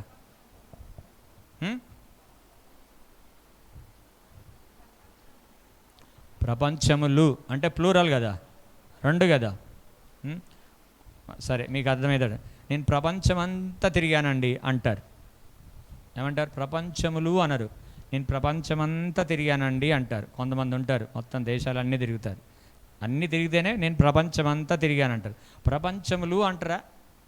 అనరు. ఎందుకంటే ఇది భూభాగం. ఈ భూభాగాన్ని ప్రపంచం అంటారు. ఆకాశ భాగం కూడా ఉందిగా, అందుకే ప్రపంచములు అని అంటారు దాన్ని. అంటే వీటి ద్వారా దేవుడు ఏం చేశారంటే తన జ్ఞానము చేత ప్రపంచములను ఆయన నిర్మించాడు. దేవునికి స్తోత్రం, హల్లెలూయా. సో ఈ ప్రపంచములో భూమి ఏ విధంగా ఉందో చూద్దాం. యోబు గ్రంథం 26:7 వచనం. శూన్య మండలము పైన ఉత్తర దిక్కుననున్న ఆకాశ విశాలమును ఆయన పరిచెను, శూన్యము పైన భూమిని వేలాడజేసెను. వాటి క్రింద యోబు 26:7 వచనం. 26:7 వచనం. వాటి క్రింద మేఘములు చినిగిపోకుండా ఆయన తన మేఘములలో నీళ్లను బంధించెను. పైన పైన శూన్య మండలము పైన ఉత్తర దిక్కుననున్న ఆకాశ విశాలమును ఆయన పరిచెను, శూన్యము పైన భూమిని వ్రేలాడజేసెను. శూన్యము పైన భూమిని వ్రేలాడదీసెను. భూమికి ఏం సపోర్ట్ ఉందండి? ఏమైనా సపోర్ట్ ఉందా? శూన్యములో సంచరిస్తూ ఉంది. శూన్యములో సంచరించగలిగినంత శక్తి గల భూమిని దేవుడే తన జ్ఞానము చేత ఎంత నిర్మించాడు అంటే ఆయన మహాత్మ్యం ఎంత గొప్పదో చూడండి. అంత గొప్పగా ఉన్న దేవుడు నిన్ను నన్ను ప్రేమించడానికి ఈ లోకానికి దిగి వచ్చాడే. దేవునికి మహిమ కలుగును గాక. హల్లెలూయా, హల్లెలూయా.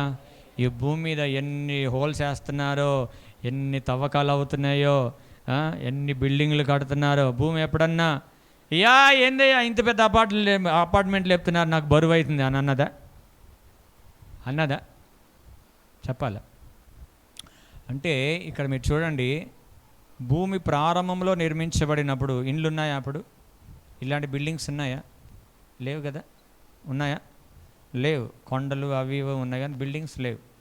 కానీ దేవుడు ఎంత నిర్మాణం చేశాడంటే అంతము వరకు ఎన్ని బిల్డింగ్లు కట్టినా భూమి తిరుగుతూనే ఉండాలన్నంత నిర్మాణం చేశాడు ఆయన. హల్లెలూయా. కదలకుండా ఉండాలన్నంత నిర్మాణం చేశాడు ఆయన. దేవునికి స్తోత్రం. హల్లెలూయా, హల్లెలూయా. మీరు దీన్ని ఏమంటారు? లారీలు పోయి వెయిట్ చేస్తాయి చూడు. లారీలు పోయి నిలబడితే వెయిట్ చూస్తారు చూడు. ఇసుక తీసుకొని కాంట, ధర్మకాంటనే కాంట అంటారు. సో కాంట, సో అక్కడికి పోయినప్పుడు దాని మీద రాస్తారు అనమాట, ఇన్ని టన్స్కి మాత్రమే ఇది పనిచేస్తుంది. దీనికంటే మొత్తం ఎక్కువ తెచ్చామనుకో కుప్పకూలిపోతుంది. అవునా కదా? వెయిట్ చూసేటివి ఎలా ఉంటాయి? ఇంతకంటే వెయిట్ ఇది 5 కేజీల వరకే, ఇది 10 కేజీల వరకే, ఇది 15 కేజీల వరకే, ఇది 20 కేజీల వరకే, అంతే. ఇది అంతే ఆపిద్ది. దీని వెయిట్ ఇంక అంతకంటే ఆపలేదు. కానీ ప్రభువు ఎలా నిర్మించాడో భూమిని అంటే అంతం వరకు ఎన్ని కట్టినా భూమి కదలకుండా ఉండడంత బలాన్ని అందులో నిర్మించాడు. చూసారా ప్రభు యొక్క మహాత్మ్యం ఎంత గొప్పదో. దేవునికి స్తోత్రం. హల్లెలూయా. ఇంకొకటి, ప్రపంచంలో ఉన్న మనుషులందరికీ కావలసిన పంట ఇవ్వడానికి భూమికి సెలవిచ్చి అందులో నుంచి మొలవాలని భూమికి ఆజ్ఞాపించాడు. చూడండి ఎంత జ్ఞానం చూడండి. మన జ్ఞానం ఎంత. రేపు ఏం జరుగుతుందో మనకు తెలియదు కదా. రేపేం జరుగుతుందో మనకు తెలియదు. వచ్చే సంవత్సరం మనకి ఏం కావాలో మనకు తెలియదు. కానీ మన ప్రభు మనుషులందరికీ కావాల్సినంత రీతిగా భూమిని శూన్యంలో వ్రేలాడదీసి అంత భూమిలో ఉంచాడు. ఆయన జ్ఞానం ఎంత గొప్పదో మనం దీనిని బట్టి ఆయనని స్తుతించబద్దులమై ఉన్నాం. దేవునికి మహిమ కలుగును గాక. హల్లెలూయా. ఈ భూమి పైన అన్నీ చేసి భూమిపైన దేవుడు వాయువును ఉంచాడు. ఏం చేశాడు ఆయన? వాయువును ఉంచాడు.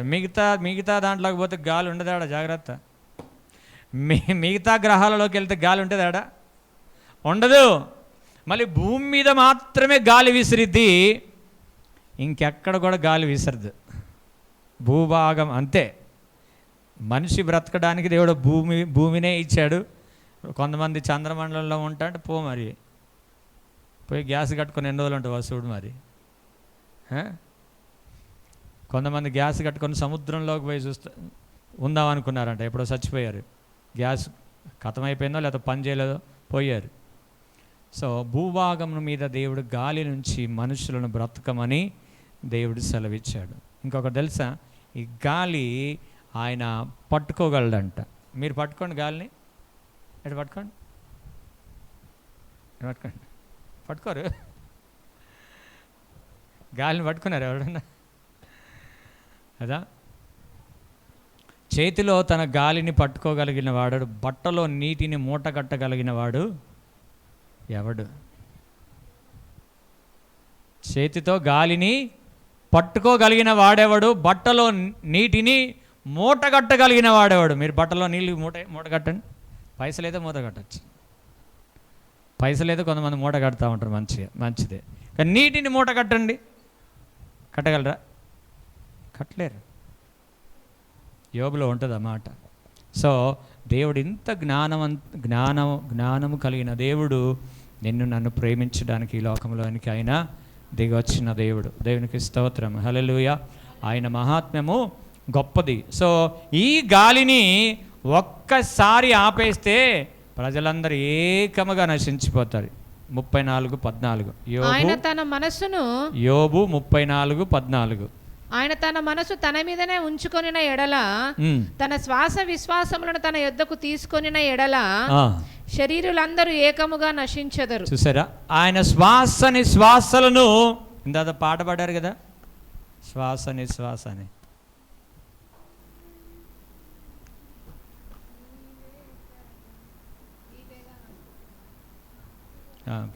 ఎండలో ఉంది, ఏ పాటలో ఉంది అది?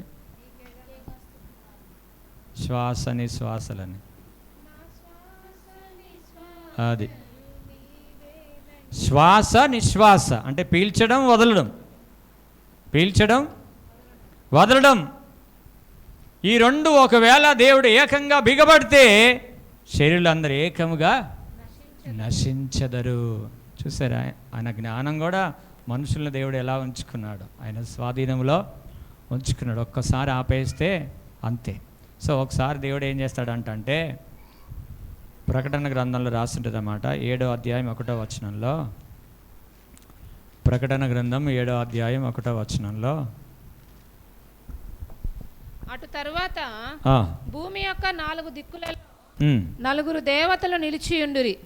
భూమి మీదనైనను సముద్రము మీదనైనను ఏ చెట్టు మీదనైనను గాలి వీచకుండునట్లు భూమి యొక్క 4 దిక్కుల వాయువులను పట్టుకొని ఉండగా చూచితిని.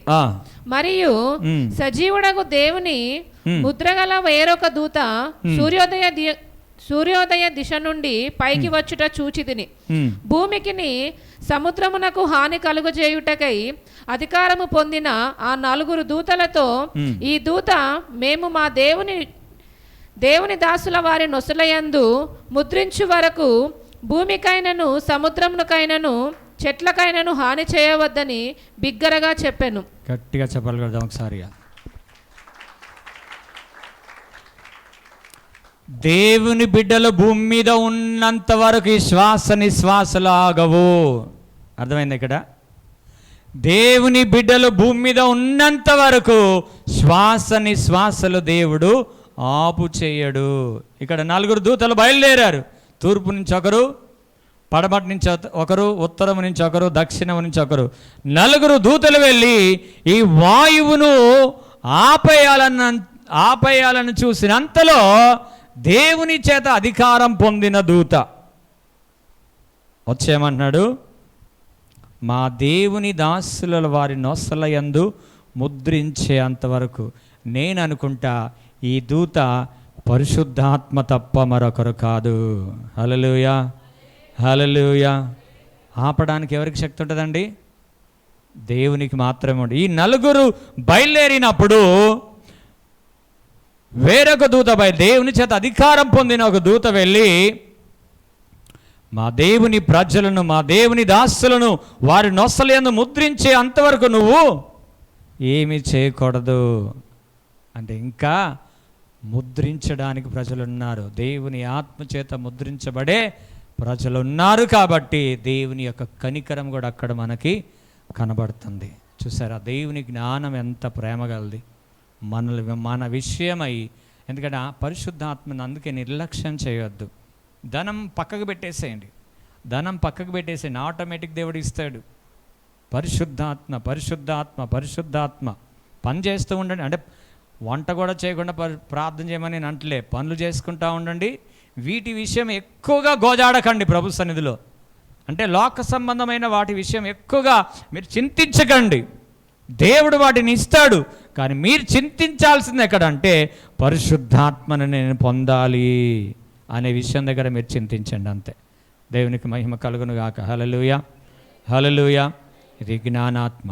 మూడవది వివేచనాత్మ, స్పిరిట్ ఆఫ్ అండర్స్టాండింగ్. వివేచనాత్మ, స్పిరిట్ ఆఫ్ అండర్స్టాండింగ్.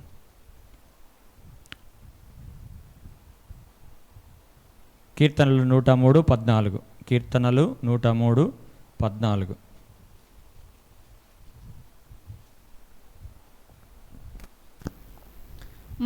మనము నిర్మింపడిన రీతి ఆయనకు తెలిసే ఉన్నది, మనము మంటివారమని ఆయన జ్ఞాపకము చేసుకొనిచున్నాడు. చాలు. దేవునికి మహిమ కలుగును గాక. హల్లెలూయా.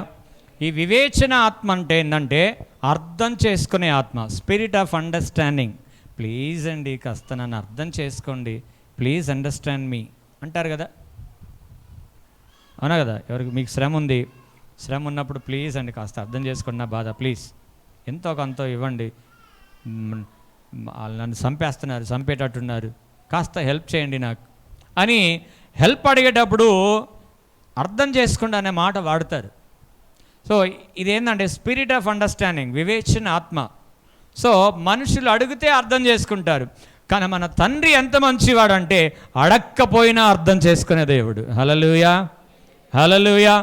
అది ఆయన ఆత్మ, వివేచన ఆత్మ. నీలో ఉన్నది వివేచించి ఆయన అర్థం చేసుకుంటాడు. మనము మంటివారమని, మనం బలహీనులమని ఆయన అర్థం చేసుకున్నాడు కాబట్టి మీరు మేము ఇంతవరకు భూమి మీద ఇలా ఉన్నాం. అర్థం చేసుకోకపోతే మనం ఇలాగ ఉండేవాళ్ళము కాదు. అది ఆయన ప్రేమ. దేవునికి స్తోత్రం. హల్లెలూయా, హల్లెలూయా, హల్లెలూయా. కాబట్టి ఎప్పుడు కూడా మనం మంటివారమని మనం మర్చిపోకూడదు, మనం మర్చిపోకూడదు. ముందు ఆయన జ్ఞాపకం చేసుకుంటున్నాడు మనం మంటివారం. లేదు ప్రభా నేను వెండి బంగారం, లేదు ప్రభా మేము వైడూర్యం, లేదు ప్రభా మేము ధనము, మేము అది ఇది అని నువ్వు అన్నావు అనుకో, దేవుడు మర్చిపోతాడు, నువ్వు పతనం అయిపోతావు. కాబట్టి ఎప్పుడు దేవుని ఏమని జ్ఞాపకం చేయాలి? ఆయనకి మేము మంటివారం ప్రభు అని జ్ఞాపకం చేయాలి. దేవునికి స్తోత్రం. హల్లెలూయా. మట్టి మీద ఎవరన్నా వెండి బంగారం పడేస్తారా? చెప్పాలి. మరి మీరెందుకు పడేసుకున్నారు?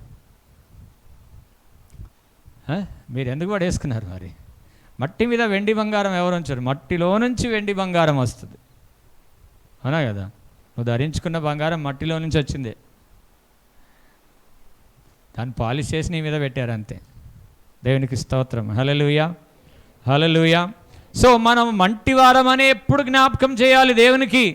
ప్రభా నాకు 5 తులాలు ఉన్నాయి, 10 తులాలు ఉన్నాయి, 20 తులాలు ఉన్నాయని నీ తోటి వాళ్ళకు కూడా చెప్పకు. చెప్పావా ఎత్తుకొని వెళ్ళిపోతారు. అర్థమైందా? చెప్పక ఎవరికి. ఒకవేళ సంపాదిస్తే పెట్టుకోండి, దేనికైనా అవసరానికి వాడుకోండి, అంతేగాని నాకు ఇన్ని ఇచ్చారు అన్ని ఇచ్చారు అని చెప్పినావు అనుకో, ఎప్పుడో అక్క అక్క అని వస్తారు, వదిన వదిన అని వస్తారు, నువ్వు లేని టైంలో మెల్లగా చూసి లేకపోతే నేను నీ మీద స్ప్రే కొట్టో ఏదో చేసి లాక్కొని వెళ్ళిపోతారు. దేవునికి స్తోత్రం. హల్లెలూయా, హల్లెలూయా. సో మనము మంటివారం అని మనం ప్రభువుకు జ్ఞాపకం చేస్తే ఆయన మనల్ని అర్థం చేసుకుంటాడు. నువ్వు వెండి బంగారం అని ఎప్పుడు కూడా ఆయనకు జ్ఞాపకము చేయొద్దు. ఆదికాండం 9:15 వచనంలో, ఆదికాండం 9:15 వచనం, నాకును మీకును సమస్త జీవరాశులకును మధ్య నున్న నా నిబంధనను జ్ఞాపకము చేసుకొందును గనుక సమస్త శరీరులను నాశనము చేయుటకు అలాగు ప్రవాహముగా నీళ్లు రావు. ఆ ధనస్సు మేఘములో నుండును, నేను దానిని చూచి దేవునికి భూమి మీదనున్న సమస్త శరీరులలో ప్రాణము గల ప్రతి దానికి మధ్యనున్న నిత్య నిబంధనను జ్ఞాపకము చేసుకొందునా నేను. దేవునికి మహిమ కలుగును గాక. హల్లెలూయా, హల్లెలూయా.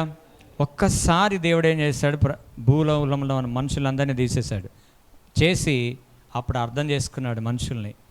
భూమి మీద నరులు కేవలము, వారి హృదయము కేవలము చెడ్డది.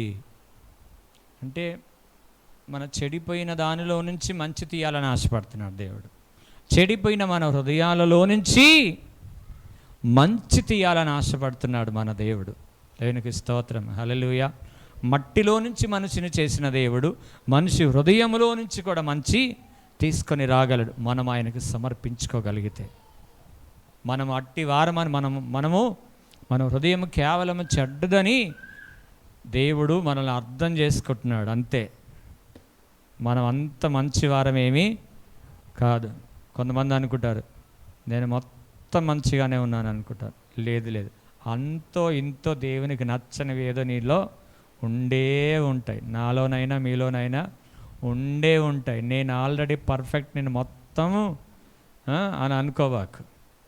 ఎప్పుడు అయినా సరే ప్రభు సన్నిధిలో నేను మట్టిదాననయ్యా, మట్టివాడనయ్యా అని నువ్వు తగ్గించుకొని దేవుని సన్నిధిలో జ్ఞాపకం చేస్తే ఆయన నిన్ను అర్థం చేసుకునే దేవుడు. మనుషులను దేవుడు అర్థం చేసుకున్నాడంటే నరుల హృదయములు చెడుతనముతో శోధించబడేది కాబట్టి దేవుడు మనల్ని అర్థం చేసుకుంటున్నాడు.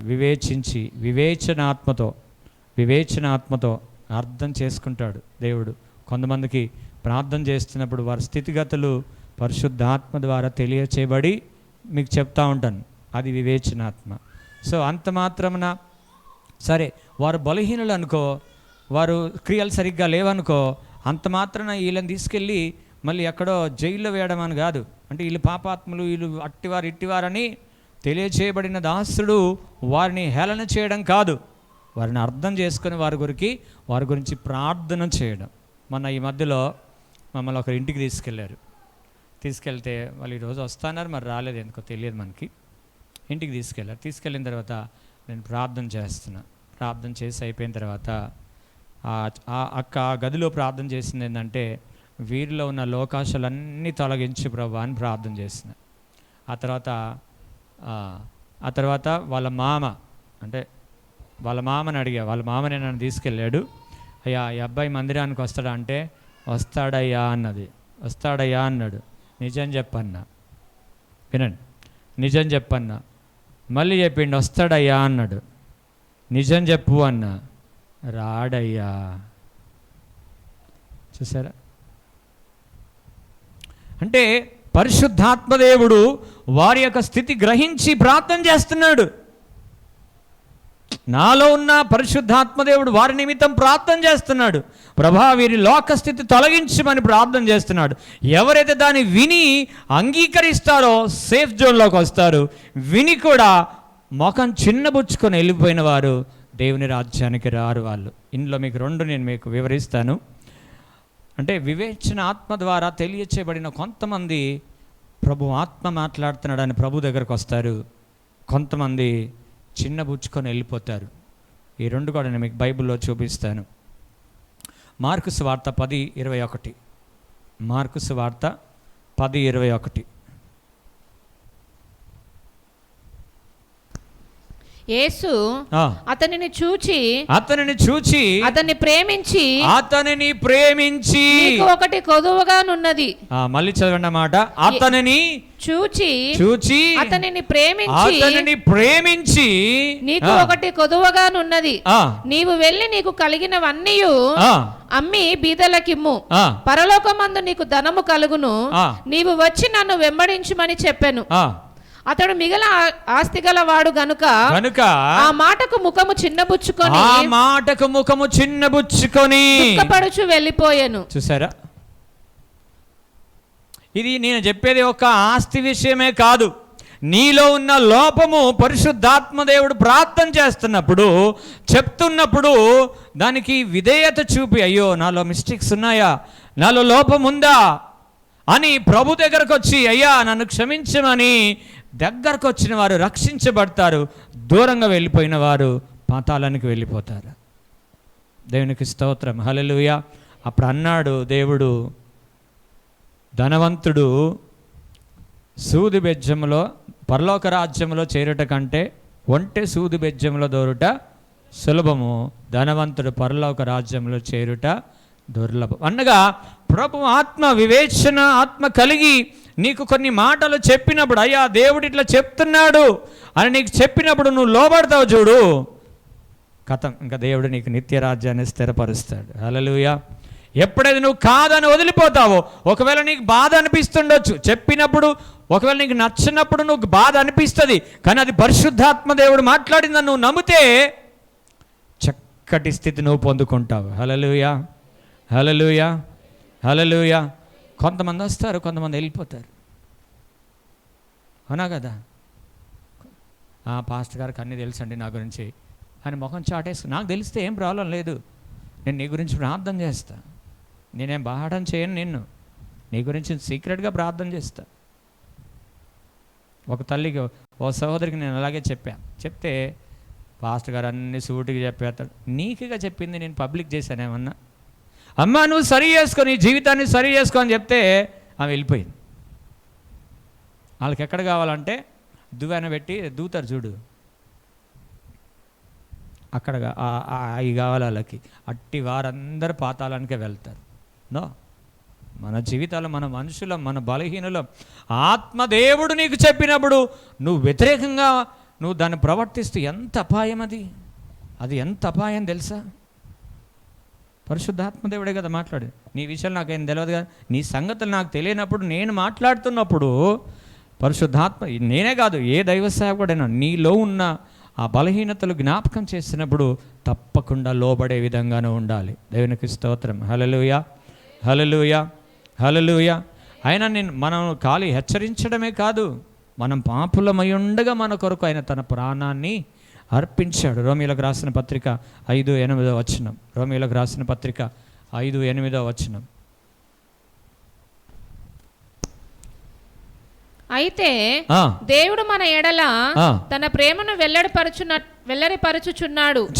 ఎట్లనగా మనం ఇంకను పాపులమై ఉండగానే క్రీస్తు మన కొరకు చనిపోయాడు.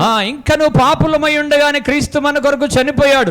ఇంకను మనం బలహీనమై ఉండగానే క్రీస్తు మన కొరకు చనిపోయాడు. మన పాపము, మన శాపము, మన ప్రతి విధమైన భారం అంతా కూడా తొలగించడానికి ఆయన మన నిమిత్తం ఆయన మనల్ని అర్థము చేసుకొని చనిపోయాడు ఆయన. హల్లెలూయా, హల్లెలూయా. మనం బలహీనులమని, మనం పాపులమని, మనంతట మనం ప్రభు దగ్గరకు చేరలేమని ఆయనే అర్థం చేసుకొని మన దగ్గరకు వచ్చేసాడు. హల్లెలూయా. ఆయన ప్రేమ ఎంత గొప్పదండి. ఈ ప్రేమను విడిచిపెట్టి పోగలమా? ఈ ప్రేమను, ఈ గొప్ప ప్రేమను విడిచిపెట్టి ఏ ప్రేమలోకి వెళ్తామండి? ఏ ప్రేమలోకి వెళ్తాం ఈ గొప్ప ప్రేమను విడిచిపెట్టి? అందుకే అపోస్తలుడైన పౌలు అంటాడు 8:35లో, రోమీయులకు రాసిన పత్రిక 8:35లో, క్రీస్తు ప్రేమ నుండి మనలను ఎడబాపు వాడెవడు? శ్రమ అయినను, బాధ అయినను, హింస అయినను, కరువు అయినను, వస్త్రహీనత అయినను, ఉపద్రవమైనను, ఖడ్గమైనను మనల్ని ఎడబాపున. ఇందును గూర్చి వ్రాయబడినది ఏమనగా, నిన్ను బట్టి దినమెల్లా మేము వధించబడిన వారము. చాలు చాలు చాలు చాలు. క్రీస్తు ప్రేమ నుండి ఏదండి మనల్ని ఎడబాపేది? ఆయన ప్రేమను పొందుకున్నావా? ముందు నేను అడిగే ప్రశ్న ఏంటంటే, ఆయన ప్రేమను నువ్వు పొందుకుంటే వదిలిపెట్టవు. హల్లెలూయా. ఇది మోసం చేసే ప్రేమ కాదండోయ్, మోసం చేసే ప్రేమ కాదు. వివాహం అయిన తర్వాత, వివాహం కాకముందున్న ప్రేమలు వేరు, వివాహం అయిన తర్వాత ప్రేమలు వేరు. ఇది మోసం చేసే ప్రేమ కానే కాదు. దేవునికి స్తోత్రం. హల్లెలూయా, హల్లెలూయా. ఒకవేళ మన భర్త మనల్ని అర్థం చేసుకోకపోవచ్చు, మన భార్య మనల్ని అర్థం చేసుకోకపోవచ్చు, ఒక్కొక్కసారి మనం పడుతున్న వేదన, ఒక్కొక్కసారి పిల్లలు నాకు కావాలంటారు, కానీ మనకు ఉన్నాయా లేవా అని ఒక్కొక్కసారి నీ పిల్లలు కూడా అర్థం చేసుకోలేకపోవచ్చు. లేకపోతే నీవెంత బాధపడుతున్నావో నువ్వు తల్లిదండ్రులు కూడా నిన్ను అర్థం చేసుకోలేకపోవచ్చు. కానీ తల్లి గర్భంలో రూపించిన నిన్ను మాత్రం ఆయన అర్థం చేసుకునే దేవుడు. చెప్పలు కొట్టండి ఒకసారి గట్టిగా. నీవు పడుతున్న ప్రతి వేదన ఆయన చూస్తూ ఉన్నాడు. ఆయన నిన్ను పరిపూర్ణంగా అర్థం నన్ను ఎవరు అర్థం చేసుకోవట్లేరండి అని అంటున్నావా? నా దేవుడు ఉన్నాడు నిన్ను అర్థం చేసుకోడు. నిన్ను సృష్టించిన, నిన్ను రక్షించిన నీ దేవుడే నిన్ను అర్థం చేసుకునే దేవుడు. నీ బలహీనతలన్నీ వివేచనాత్మ ద్వారా ఆయన తెలుసుకొని నిన్ను అర్థము చేసుకొని నీ యొద్దకు వచ్చి నిన్ను ఆదరించే దేవుడు ఆయన. దేవునికి స్తోత్రం. హల్లెలూయా. ఎవ్వరు బాధపడకండి, నన్ను ఎవ్వరు అర్థం చేసుకోవట్లేదు, నో ప్రాబ్లం. ఏం బాధపడకండి, నన్ను ఎవరు అర్థం చేసుకోవట్లేరండి. కట్టుకున్న వారు కూడా నన్ను అర్థం చేసుకోవట్లేరండి, తోటి వారు కూడా నన్ను అర్థం చేసుకోవట్లేరండి. ఏం బాధపడకు. బాధ అనిపిస్తుంది, మనుషులం కాబట్టి బాధ అనిపిస్తుంది. కానీ నిన్ను అర్థం చేసుకునే ప్రభు నువ్వు ఉన్నావని, ప్రభు నీతో ఉన్నాడని ఎప్పుడు కూడా నువ్వు మర్చిపోకూడదు. దేవునికి స్తోత్రం. హల్లెలూయా, హల్లెలూయా. కాబట్టి వివేచనాత్మ ద్వారా ప్రభు ప్రేమించి మాట్లాడతాడండి. ఎవరితోనైనా ప్రభు ప్రేమించి మాట్లాడతాడు. ఒకసారి వారు అన్యజనులు, సంసోను వాళ్ళ బంధువులు వాళ్ళు అన్న ఒకసారి మా ఇంటికి రాన్న, బంధువులు వచ్చారంటే వెళ్ళా. సాధారణంగా మేము మాట్లాడాం, కొన్ని మాటలు చెప్పిన తర్వాత తల్లి, కూతురు, ఇంకొక ఆమె ఎవరో ఉన్నారు, 3 ఉన్నారు మొత్తానికి. సో అందులో ఈ కూతురు ఉన్నదే, నా దిక్కు చూడండి, ఈ కూతురు ఉన్నదే ఆమె ఎంత అందంగా ఉందంటే మీ అందరిలో ఎవరు లేరు, అంత బాగుంది. నిజంగా చెప్తున్నా, మీ అందరిలో ఎవరు అంత మంచిగా లేరు. కానీ అంటే మీ అందం మీకుందలే, కానీ చెప్తున్నా నేను అంతే. అంత అందంగా ఉందండి, అంత అందంగా ఉంది.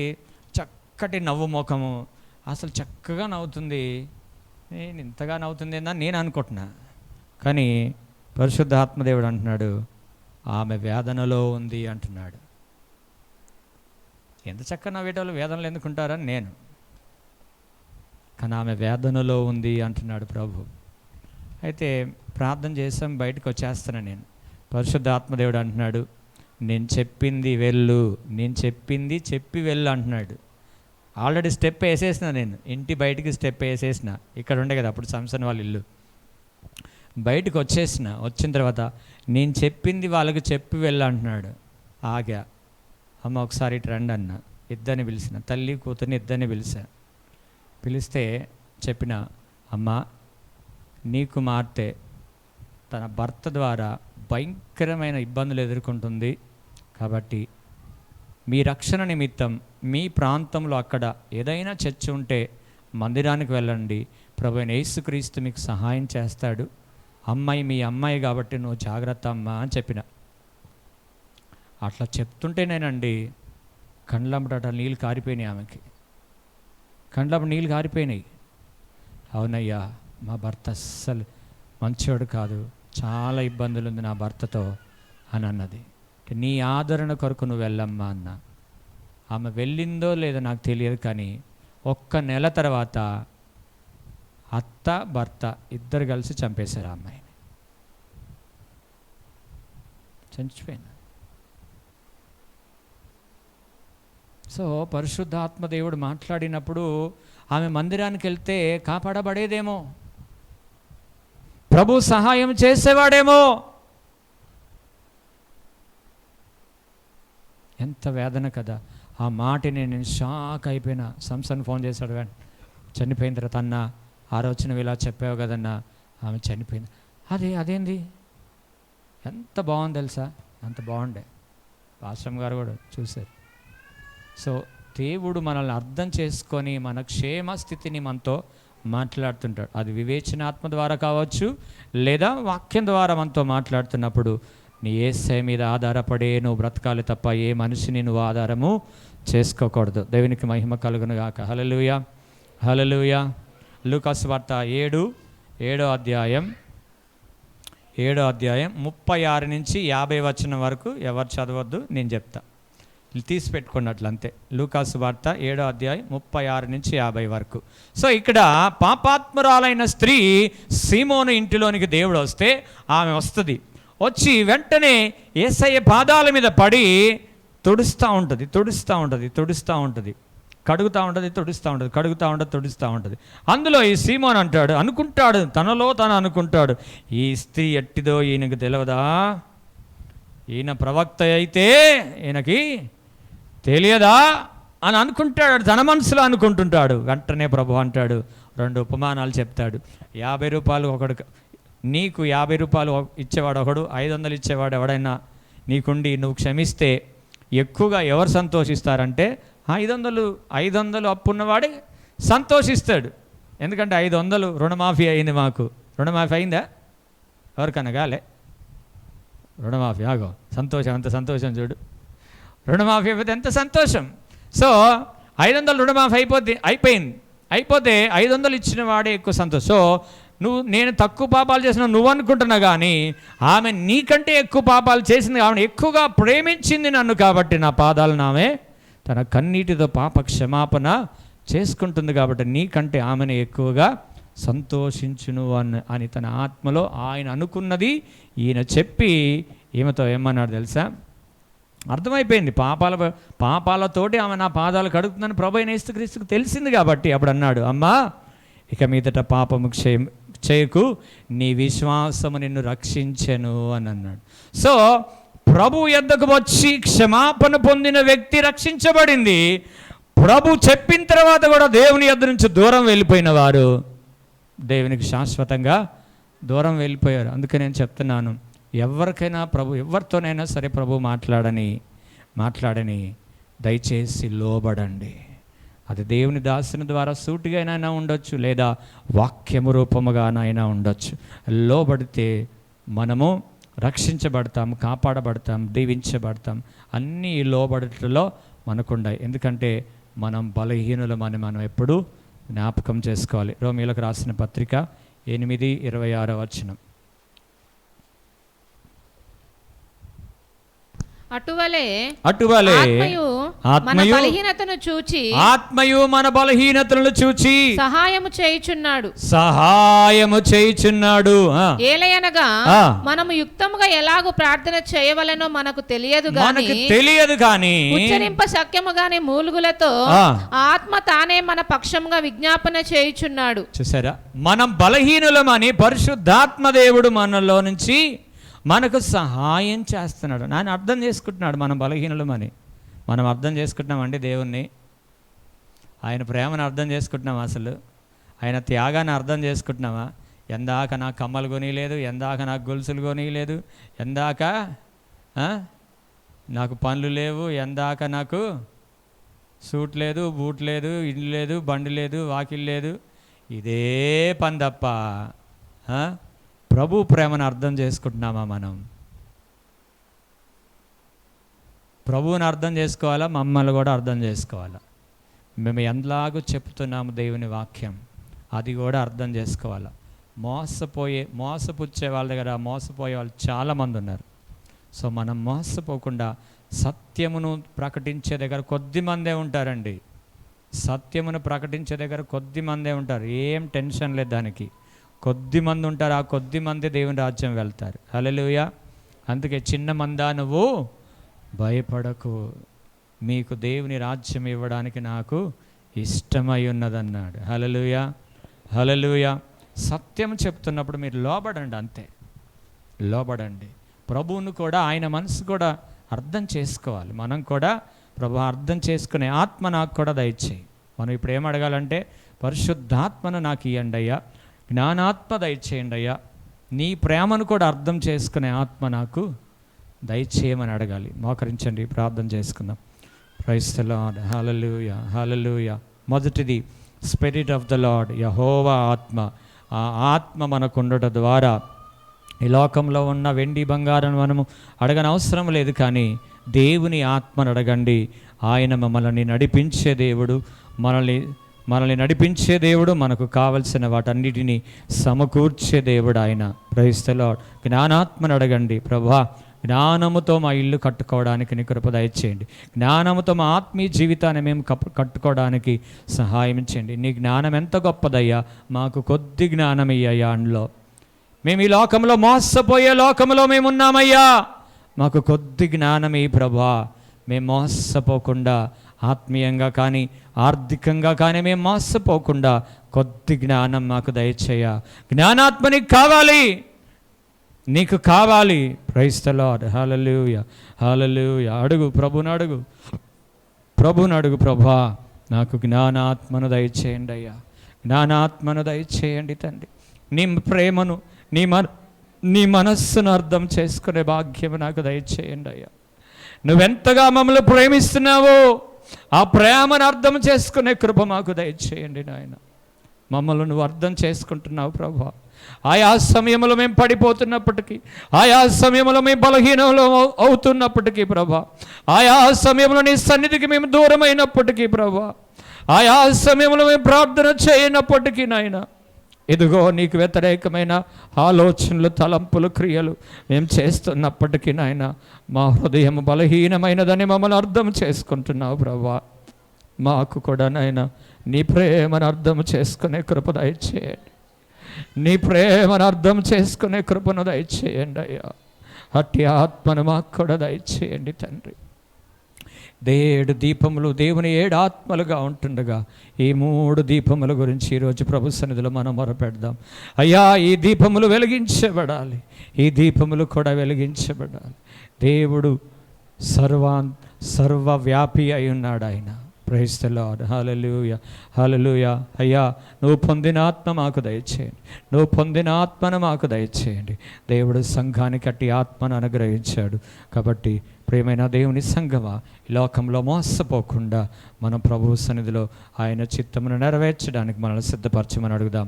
ప్రేరేపించబడిన వారు మీలో ఎవరైనా ఒకరు వాక్యం నిమిత్తం ప్రార్థన చేయవలసిందిగా మనం చేస్తూ ఉన్నాను.